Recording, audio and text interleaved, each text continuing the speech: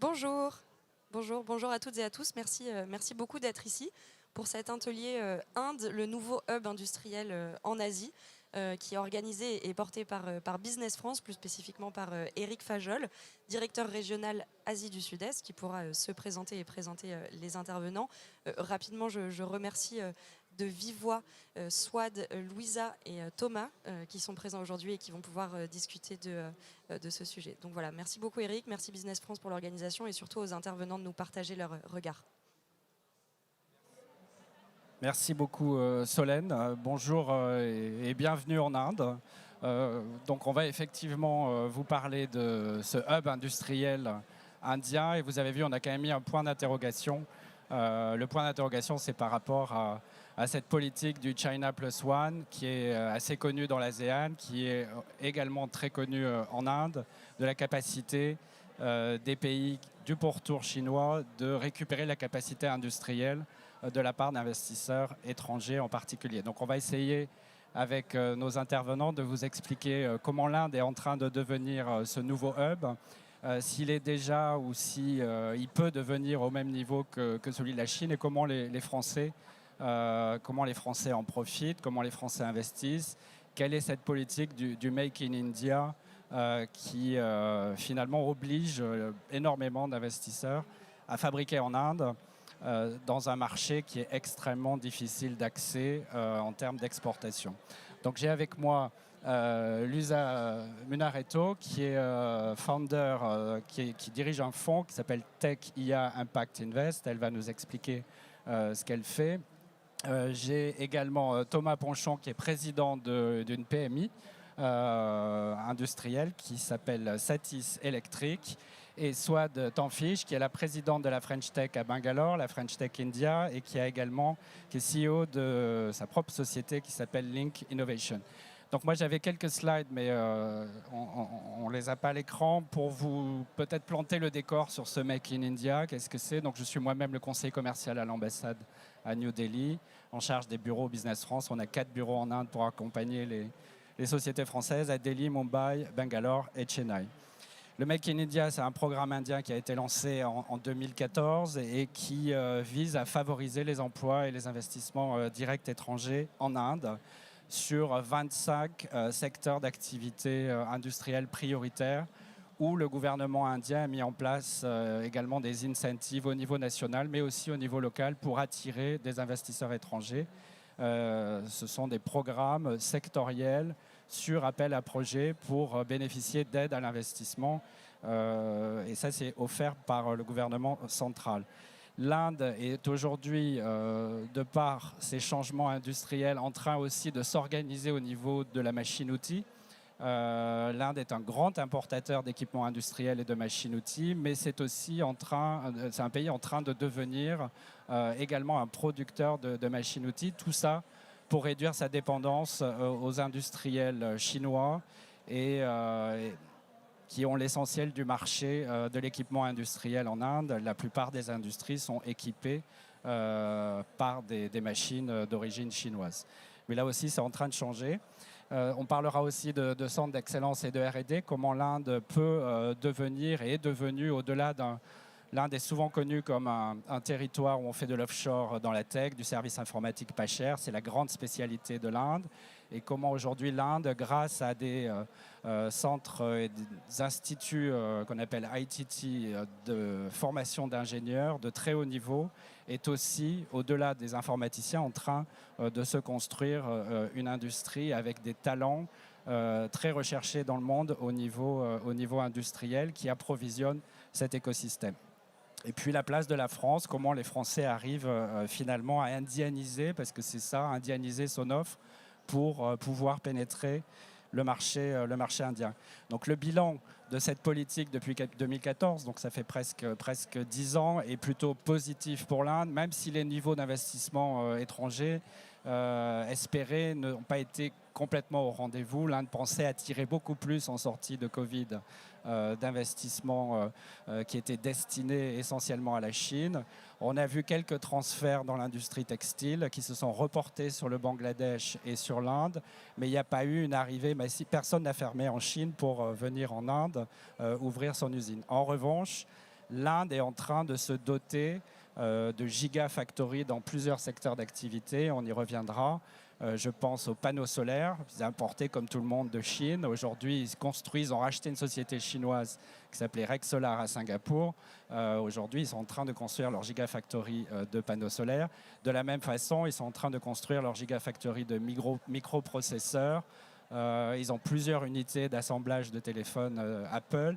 Donc progressivement, ils récupèrent ce genre de société et de marché pour leur marché domestique d'abord.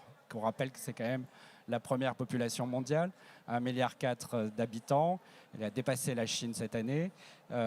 Pour aussi devenir un hub industriel pour la région ASEAN avec des accords régionaux intéressants et également pour pouvoir inonder aussi après l'Europe, voire les États-Unis. Alors quand je dis 1,4 milliard d'habitants, ce n'est pas 1,4 milliard de consommateurs du tout, sauf à produire un stylo bic à 10 roupies. Sinon, on est plutôt sur un marché à 300-400 millions de consommateurs. C'est à peu près le niveau de la classe moyenne. C'est assez comparable aux chiffres qu'on donne sur la Chine également. Donc ça réduit quand même d'autant le marché par rapport à ce fabuleux chiffre d'1,4 milliard.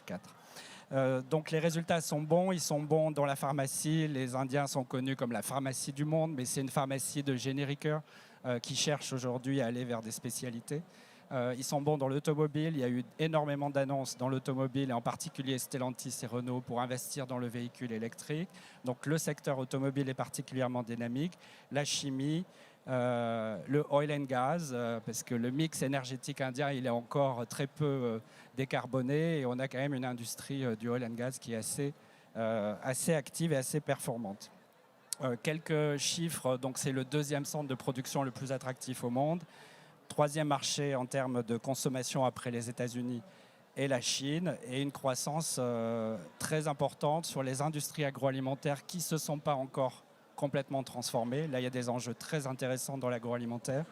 Dans l'industrie pharmaceutique, je l'ai dit, matériel médical également, et l'industrie tout court. On a une mission avec BPI le mois prochain pour proposer à plusieurs grands groupes industriels indiens des solutions technologiques et industrielles françaises dans le cadre d'une mission BPI Business France French Fab. Voilà, je vais m'arrêter là. L'idée, c'est un peu de vous raconter ce qui se passe. Alors, on a invité une société qu'on aime bien, qui est la société Satis Electric. On s'est vu il y a 2 ans, en novembre 21, Ambition India au Sénat. Et Thomas Ponchon réfléchissait à peine à son projet indien. Il est venu nous voir en disant, voilà, je me renseigne sur ce que je pourrais faire en Inde, où est-ce que je pourrais implanter mon usine, etc. 2 ans après, il a déjà son usine qui marche. Et je voulais un peu l'interroger sur cette expérience, comment il a été accompagné, bon, il nous dira qu'il était accompagné également par BPI, mais comment il a réussi à faire ce choix de l'Inde, sachant que vous êtes déjà en Thaïlande. Qu'est-ce qui vous a finalement amené à vous décider sur le marché indien? Est-ce que c'est le marché domestique? Est-ce que c'est des grands donneurs d'ordre à l'extérieur qui vous ont amené à investir et à créer votre usine à Bangalore? Vous souhaitez que je réponde dès maintenant? Bonjour à tous. Peut-être quelques mots de présentation pour comprendre ce projet de Satis Electric. On est une grosse PME française, on est peut-être plus que PME maintenant, on est 1000 salariés. On a un site en France, on a un site en Thaïlande, un site important de production. Et on a une base logistique en Chine, on ne produit pas en Chine, par choix stratégique. On fabrique des faisceaux électriques, des armoires électriques pour différents marchés, des marchés en bonne santé, le marché de l'énergie, on en parle tous les jours, donc c'est des marchés en croissance, le marché du ferroviaire, le marché du médical, de l'aéronautique, voilà. On est sur un certain nombre de marchés porteurs et on adresse ces marchés au travers de clients grands comptes, des grandes sociétés, vous pouvez en imaginer certains, voilà, bon, pour différentes raisons, je ne vais pas les citer ici. Et ces clients sont sur les différentes zones économiques et géographiques de la planète, en Asie, en Amérique du Nord, en Europe, en Inde. Et notre croissance, on l'a fait en accompagnant nos clients Donc dans notre développement, on a une entreprise à forte croissance. En 2000, on a un chiffre de référence en 2011. Entre 2011 et aujourd'hui, on a à peu près fait x7 en termes d'activité. Donc on est en bonne santé. On est une entreprise qui génère de la croissance en accompagnant, en suivant nos clients, en étant performant aussi au quotidien, bien entendu. Donc suivre nos clients, c'était à un moment de notre croissance se dire où va-t-on mettre les prochains sites. Donc on a réfléchi à différents scénarios et on a choisi l'Inde et les États-Unis. En fait, c'était un choix stratégique de développement de notre footprint, de notre implantation sur ces deux grandes zones économiques et géographiques qui nous manquaient, l'Inde et les États-Unis. Et on a réussi à faire les deux par deux approches. Les États-Unis, ce n'est pas le sujet d'aujourd'hui, via une croissance externe, et l'Inde à partir d'une implantation from scratch, un greenfield. Je reviendrai sur ce point un peu après. Pourquoi l'Inde? Pour suivre nos clients, parce qu'il y a un marché, c'est notre vision. L'histoire nous dira quelle était la justesse du propos, parce qu'on est encore adolescent sur le sujet, on est encore en culotte courte, mais on a démarré en Inde, on est très content. Voilà, pour accompagner nos clients, parce qu'il y a un marché local, pour accompagner notre croissance, aussi parce que c'est une bonne solution économique. Voilà les raisons principales qui nous ont fait choisir de nous implanter en Inde. Je reviendrai sur ce projet. Swad, tu diriges la French Tech. Tu as aussi une action importante vis-à-vis des grands groupes industriels indiens et français qui, dans les deux sens d'ailleurs, regardent l'écosystème des startups françaises, mais surtout indiennes pour nos grands groupes. Airbus est installé avec un incubateur à Bangalore. Beaucoup d'intérêt de la part des grands industriels français pour investir dans des startups très innovantes en Inde. Quelle est un peu déjà ton action et ton expérience qui associe finalement l'univers de la tech, le coq rouge au coq bleu des grandes industries françaises qui se développent aussi? Je rappelle que l'Inde est devenue le premier marché pour Airbus. 2 commandes cette année historique. La première en février pour Air India qui a commandé 150 Airbus et 800 moteurs à Safran qui équipent à la fois les Boeing et les Airbus. Une méga commande d'Air India qui venait d'être achetée par le groupe Tata.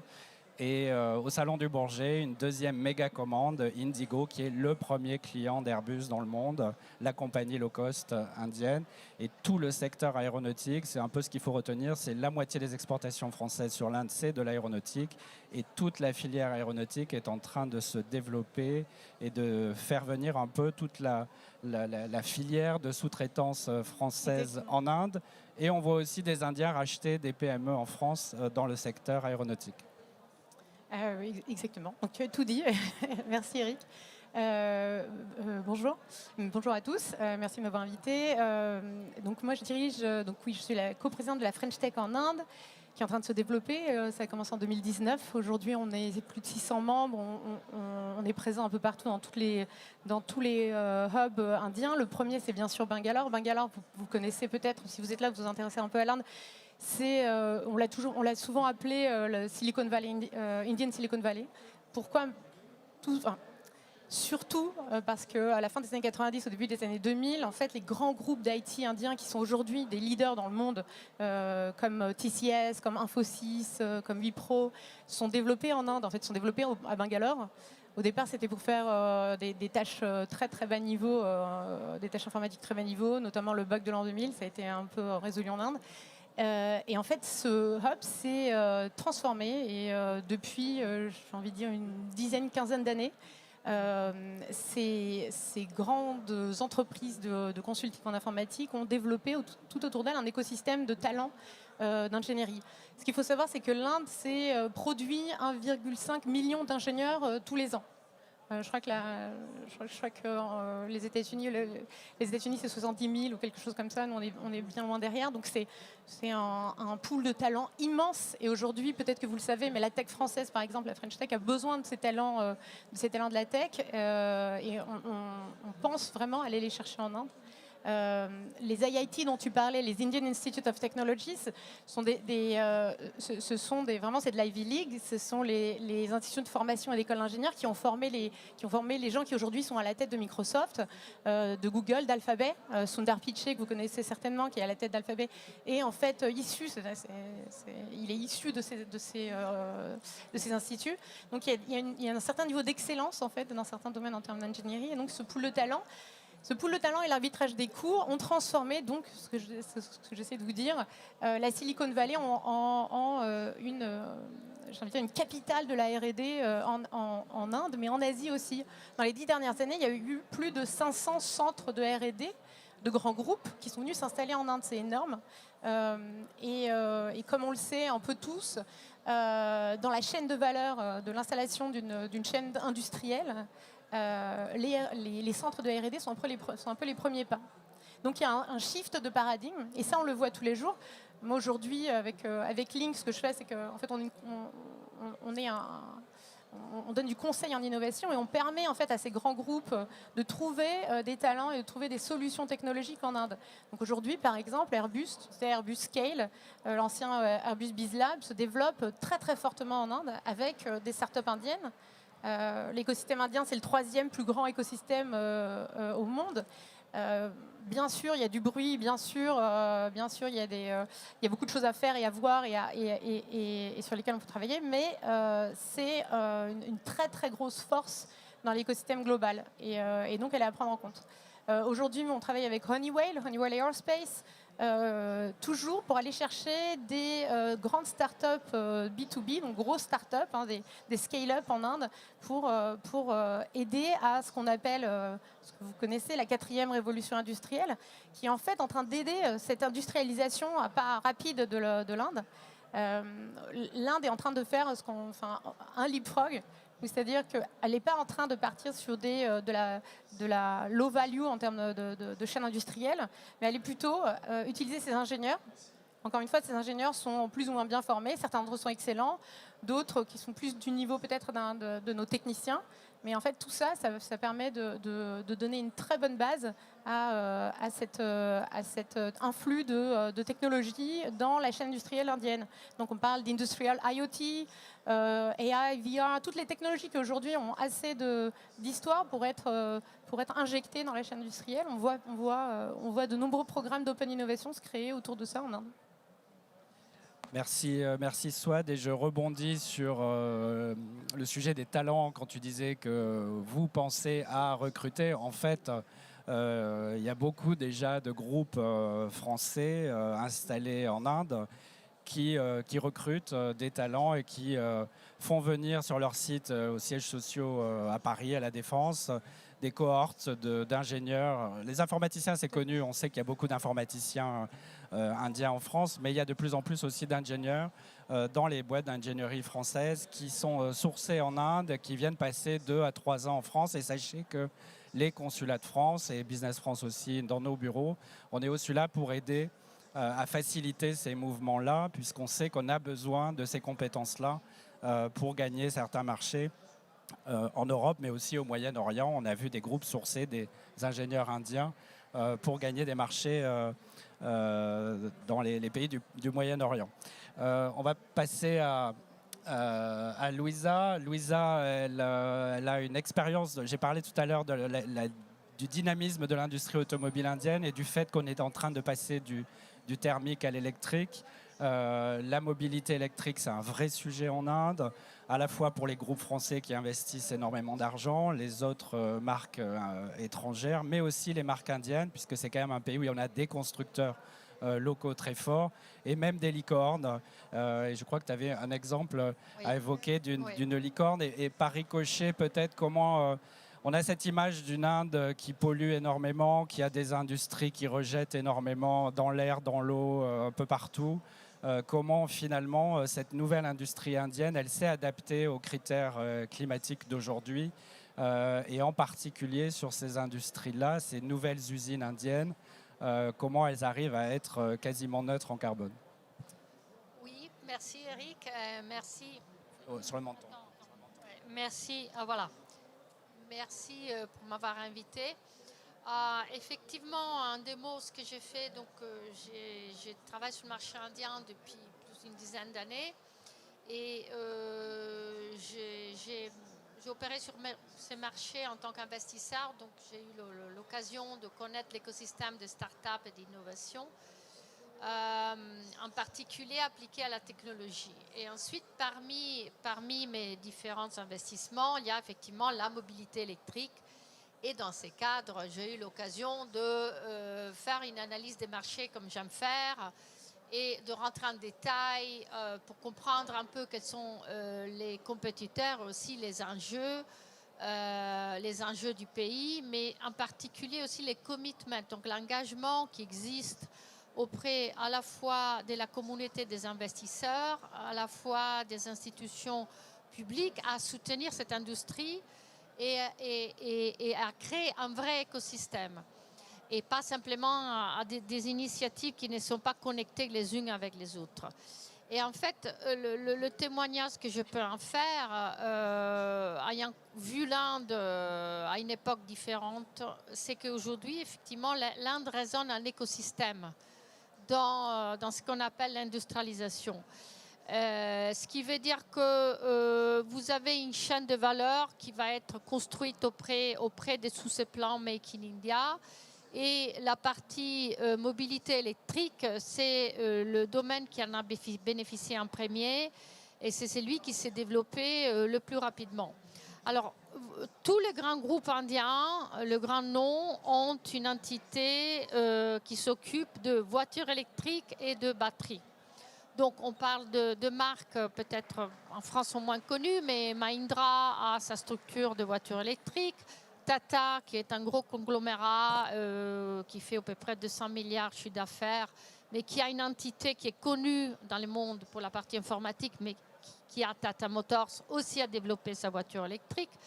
Et ensuite, vous avez donc des initiatives de groupes qui étaient dans des domaines totalement différents. Donc, on parle du Uber indien, qui s'appelle Ola Cab. Et que moi, Eric, je pense, et même Swad, on a eu l'occasion de connaître. Et en fait, Ola, c'est un cas assez intéressant pour comprendre comment l'Inde fonctionne et pour comprendre comment cette capacité de diversifier et de suivre l'évolution se réalise en Inde, en fait. Ola démarre donc, Ola a été au début à racheter l'activité d'Uber, qui après a recommencé ses activités. Et donc, elle a démarré comme le service cab.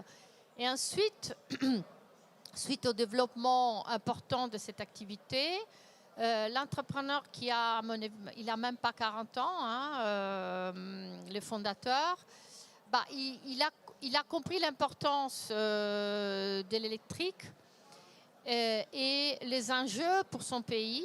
Et donc, il a lancé la première usine de scooters électriques à 2 roues et qui a une spécificité. En fait, le personnel, c'est que féminin.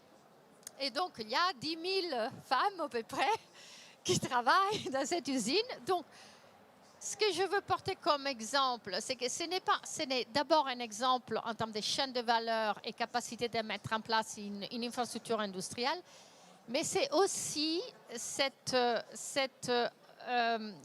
mentalité qui est souvent out of the box et qui va jusqu'au bout. Voilà.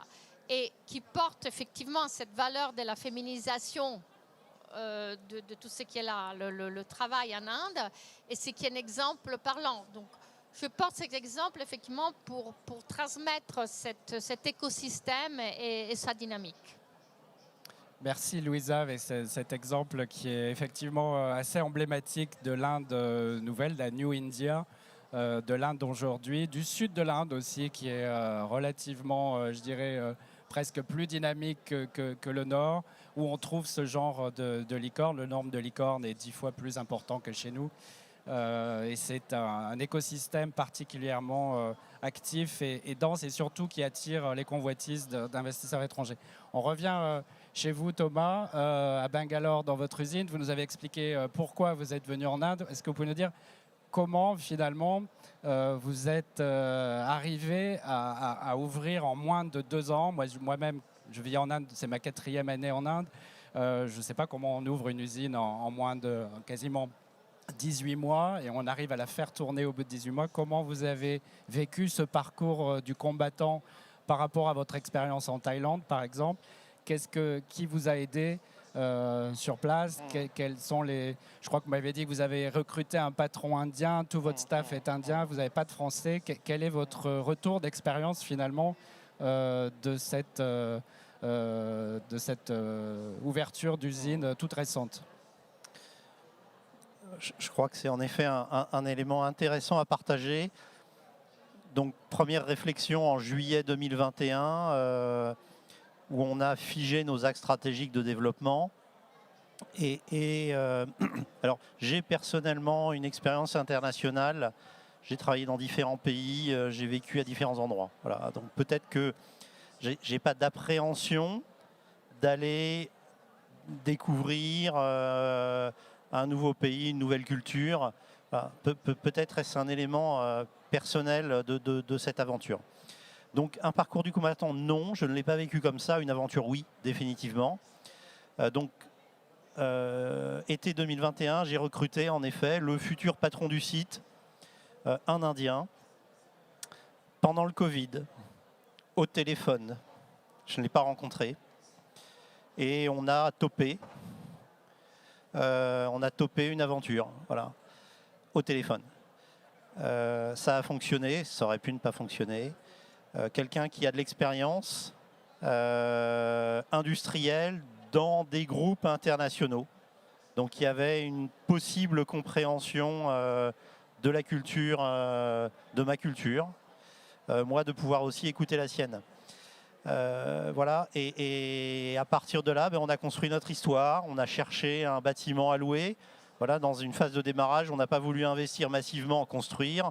On s'est dit, on loue, c'est plus rapide, ça limite le risque en phase de démarrage. Donc on a trouvé un premier bâtiment à louer. Petite anecdote qui finalement n'a pas fonctionné parce que le propriétaire n'avait pas tous les papiers en règle. Ça arrive. On a cherché un deuxième bâtiment. Voilà, et l'aventure est ainsi née. On a signé le bail de ce bâtiment en mars 2022 et c'était un bâtiment nu, donc on a aménagé. Il faut amener l'électricité, la clim, faire les peintures, voilà, aménager l'intérieur. Et la première production sortait le 1er juillet 2022, donc 3 mois après. Rapide. Alors on s'est donné l'énergie pour le faire. Oui, on est nous-mêmes agréablement surpris de la vitesse à laquelle ça s'est fait. Et en termes aujourd'hui, donc, quels sont les chiffres de cette usine à l'instant T et peut-être dans les prochains mois, comment vous voyez ce développement industriel, voilà, à la fois en termes d'effectifs et d'exportation peut-être? Aujourd'hui, il y a 35 personnes sur le site. Donc selon un plan qu'on s'est fixé, 70, donc on va doubler d'ici 1 an. Et c'est un site à maturité qui devrait avoir à peu près 300 personnes pour de la production locale, donc d'équipements électriques et d'exportation. On a aussi une licence d'exportation, donc c'est une combinaison des deux. Et je pense que cet exemple est intéressant parce que quand on arrive en Inde, on ne sait pas trop si on doit faire une JV, si on doit confier tout son business à un importateur ou si on doit y aller en 100% de rien, à partir de rien, ce que vous avez fait. Oui, on est à 100%. Ou alors une acquisition, comme ça a été le cas pour pas mal d'ETI françaises ces 2 dernières années. On a eu dans l'industrie un certain nombre d'acquisitions de sociétés indiennes par des investisseurs français, par des ETI, y compris des PME. Et je crois que cet exemple est intéressant. Toutes les JV n'ont pas la réussite au bout qu'on connaît. Il faut être prudent en Inde dans la façon dont on choisit son partenaire, mais c'est vrai pour plein de pays. Mais on remarque en Inde qu'il y a beaucoup de JV qui se défont assez vite et d'avoir la capacité, quand on crée une JV, à penser à 10 ans. Qu'est-ce que je vais faire de mon partenaire qui est très bon aujourd'hui, mais qu'est-ce que je vais en faire dans 10 ans? Et à partir de là, puisque les Indiens réfléchissent moins à court terme que nous, enfin plus à court terme que nous, pardon, donc de vous projeter à 10 ans, ça peut aussi vous éviter certains écueils, de vous retrouver finalement avec un site industriel dont vous êtes à peine propriétaire, ou à 49%, et entre les mains d'un partenaire qui, lui, a fait autre chose entre-temps et qui ne suit pas du tout les mêmes directives que vous. Donc ça, c'est un bon exemple. C'est possible. Je pense que c'est bien de montrer que l'Inde est possible pour des PME ou de grosses PME pour démarrer en 100%. Et c'est votre expérience aussi. Tout à fait, on est en 100%. Swad, alors peut-être on a beaucoup parlé d'industrie, mais je pense que le dynamisme de la French Tech et peut-être ce que vous faites pour essayer d'amener davantage de startups françaises. On voit on est à peu près à 1 millier de sociétés françaises implantées en Inde. 37 entreprises du CAC 40 sont présentes en Inde avec de très belles implantations comme Schneider, comme L'Oréal, comme beaucoup de grands groupes français sont installés là-bas. En revanche, on trouve que dans la tech, à part Capgemini c'est 180 000 employés en Inde. Ils ont 0 client indien, hein, c'est que de l'offshore, donc ils produisent des services pour l'étranger. Et finalement, une certaine faiblesse et une timidité parfois de la tech française à venir en Inde. On n'a que 3 licornes françaises en Inde, c'est pas beaucoup. Non, c'est pas beaucoup. Comment, dans cet univers industrie qui se développe et qui change, la tech peut aussi rentrer aujourd'hui mieux peut-être en Inde qu'avant? Alors, oui, c'est pas beaucoup, mais alors je pense qu'il y en aura beaucoup plus. Je pense qu'il y a un déficit d'image. La tech française ne connaît pas bien la tech indienne et vice-versa. Je pense et ça, c'est vraiment c'est un travail qui est fait aussi entre institutions gouvernementales. Je sais que, par exemple, Business France travaille beaucoup à changer ce déficit d'image. Il n'y a pas seulement la main visible du marché qui est en marche là. Il y a clairement des G2G. Il y a beaucoup de G2G, enfin des corridors qui sont en train d'être installés entre la France et l'Inde sur beaucoup de sujets, notamment là, sur la souveraineté digitale. Et ça, en fait, ce qu'on a vu ces dernières années, enfin cette dernière année, j'ai presque envie de dire, une meilleure connaissance de la tech française en Inde. Ça vient aussi je pense, beaucoup du tissu industriel qui est embarqué dans les grands projets des grands industriels. Je pense que tu en fais un peu partie, même si tu n'as pas voulu nous dire dans quel tissu industriel tu t'es implanté. Mais on voit, comme tu disais, dans l'aérospatial, dans la défense, on voit dans la pharma aussi. En fait, et dans l'automobile, l'énergie. On travaille beaucoup avec Total Energy, avec Shell. On voit clairement que les startups, les grosses startups françaises commencent à être intéressées par ces grands projets industriels et être embarquées dans le chemin des gros industriels qui s'installent, des industriels français qui ont des grands projets en Inde. Nous, aujourd'hui, on travaille avec, par exemple, Brut Média pour créer des vidéos sur les succès français en Inde. Le but, c'est vraiment d'aller expliquer que les choses ont changé, qu'elles sont beaucoup plus accessibles. L'Inde, c'est un pays qui se digitalise à une vitesse incroyable. Je ne sais pas si vous avez entendu parler de l'India Stack. L'India Stack, c'est une toolbox qui a été créée par le gouvernement indien pour créer en fait des outils digitaux, notamment l'identité numérique. Par exemple, qui s'appelle Aadhaar. Je ne sais pas si vous en avez entendu parler, mais c'est vraiment quelque chose de phénoménal. Le monde entier vraiment regarde l'exemple indien et essaie de mettre ça en place. Alors bon, avec différents niveaux selon les démocraties. Mais aussi le UPI. UPI, ça a été lancé en France par Narendra Modi, le Premier ministre indien, juste récemment, le 14 juillet, en France, avec M. Macron.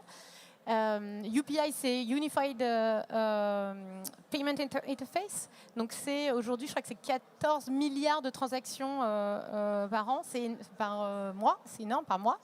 C'est énorme et c'est un outil, en fait, donc une pile technologique sur laquelle les startups françaises et les startups indiennes peuvent se poser pour créer leurs propres solutions. Donc en fait, il faut vraiment imaginer, que plutôt que d'être sur des piles technologiques qui ont été créées par des grands groupes technologiques américains ou chinois, les startups indiennes et les startups étrangères qui veulent s'implanter en Inde peuvent travailler sur une pile technologique indienne. Donc, vas-y, je t'en prie, Eric. Ok, merci. Et je crois que c'est aussi parmi les membres de la French Tech à Bangalore, vous avez des jeunes entrepreneurs français qui ont tout quitté, qui ont monté leur boîte avec un certain succès aujourd'hui à Bangalore. Je l'ai dit pour les industriels, mais c'est aussi vrai dans la tech. Oui, il y a Émilien Coquard qui a monté The Scalers. The Scalers aujourd'hui, donc c'est une boîte indienne fondée par un Français. Je crois qu'elle a 3 ans maintenant, 4 ans. Il a plus de 160 employés en Inde. Il est en train de réouvrir des bureaux en Europe. Ça marche très bien parce que je pense que c'est cette asymétrie dans l'information entre la France et l'Inde qui a créé une opportunité pour des jeunes entrepreneurs comme Émilien, et il y a énormément d'opportunités à prendre. Okay, merci. Et si je crois que vous allez fêter vos 10 ans, les 10 ans de la French Tech à Delhi prochainement. Donc, soit le contact pour tous ceux qui sont dans le monde de la tech et de la start-up pour rejoindre ce groupement qui est très dynamique en Inde et qui a un incubateur croisé d'ailleurs avec les universités françaises et indiennes pour développer ce genre d'échanges. Oui, et on a lancé ça avec Louisa, qui était notre parrain, notre marraine, pardon. Ça s'appelle IFTech, Indo-French Tech, et le but vraiment, c'est toujours d'aller montrer les opportunités possibles en Inde pour les startups françaises et vice-versa. Donc, si ça vous intéresse, si vous avez aujourd'hui, on est vraiment au niveau de juste vous donner à des entrepreneurs français les moyens, les contacts. Ce sont des contacts, comme tu le disais, en fait, les partenaires que vous trouverez en Inde vont faire vos succès ou pas. Et il faut penser aujourd'hui qu'il y a des partenaires très intéressants. Il y a une reverse diaspora, donc ces talents professionnels indiens qui ont eu des carrières internationales, qui reviennent dans leur pays pour une qualité de vie supérieure. Peut-être un mot, Louisa, tu voulais parler d'économie respectueuse de l'environnement, je le disais tout à l'heure, donc tu as parlé de Ola, mais je pense que d'une manière générale, ton témoignage aussi sur cette industrie verte. D'ailleurs, dans le IFTech qui a été lancé par Link et que j'ai eu le plaisir d'accompagner, il y avait des sociétés. Il y en avait une en particulier, je me rappelle, s'appelle Andromeda, qui s'occupait de purification de l'eau, traitement de l'eau et prévention aussi de tout ce qui était pollution de l'eau. Et je reconnecte sur ce point parce qu'effectivement, l'économie circulaire ou l'économie à impact en Inde devient de plus en plus important. Et aujourd'hui, donc, on a, comme disait Eric, on a une centaine de licornes, mais quand on discute avec les VC indiens, dans la prochaine licorne, ça sera probablement une clean tech. Un clean tech qui est destiné à limiter l'impact environnemental du plastique et d'utiliser le plastique pour d'autres usages. Et on a donc une économie circulaire qui se met en place. Vous avez à peu près une cinquantaine de startups très prometteuses dans les clean tech qui font partie des epifew, parce qu'au niveau de l'Inde, 50 startups, c'est un tout petit nombre. Mais voilà, c'est un domaine qui deviendra de plus en plus important. Et je vous donne une petite information sympa, c'est que l'Inde fonctionne déjà en économie circulaire dans la joaillerie. Parce qu'on peut redonner ses bijoux. Donc c'est un pays... Très bien, et c'est bien de montrer cette image de le plastique. Si vous venez en Inde, vous allez en voir partout, dans la mer, dans les rues, dans les forêts. Mais il y a aussi effectivement une conscience, y compris qui a démarré avec des actions du Premier ministre lui-même, qui ramassait des bouteilles en plastique sur certains événements avec beaucoup de public pour inciter les gens à comprendre qu'à un moment donné, il faut ramasser et transformer. Et cette industrie-là, elle est en train de se transformer. On va peut-être laisser le mot de la fin à Thomas pour savoir finalement si c'est un investisseur heureux en Inde et quels conseils peut-être il peut donner dans cette approche du marché indien. L'export, finalement, vous n'avez pas forcément exporté tout de suite en Inde, ou vous êtes passé de l'export à l'investissement. Comment vous voyez, quels conseils vous pouvez donner pour aborder le Make in India finalement? Alors, premièrement, délicat de donner des conseils. Cet investissement pour Satis électrique, aujourd'hui, il est raisonnable. à notre échelle. Et peut-être pour partager ce point de détail, on a aussi utilisé un service de BPI pour assurer, hein, c'est une assurance, ce n'est pas des subventions. Et on a touché 0 subvention, mais on a pris une assurance auprès de BPI pour assurer 50% de notre investissement avec un coût qui est assez raisonnable. Voilà, c'est un outil qui existe, c'est bon à savoir.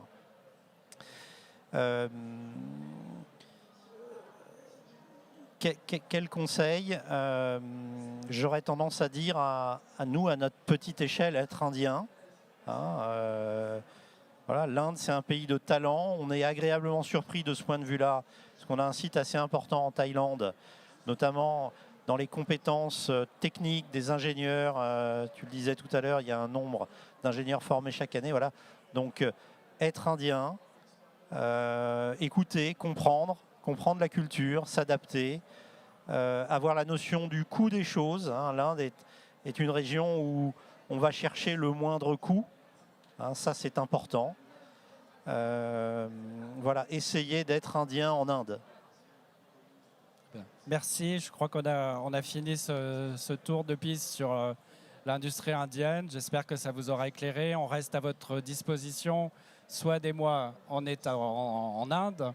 Vous y êtes de temps en temps, et Louisa également. On est là pour vous aider.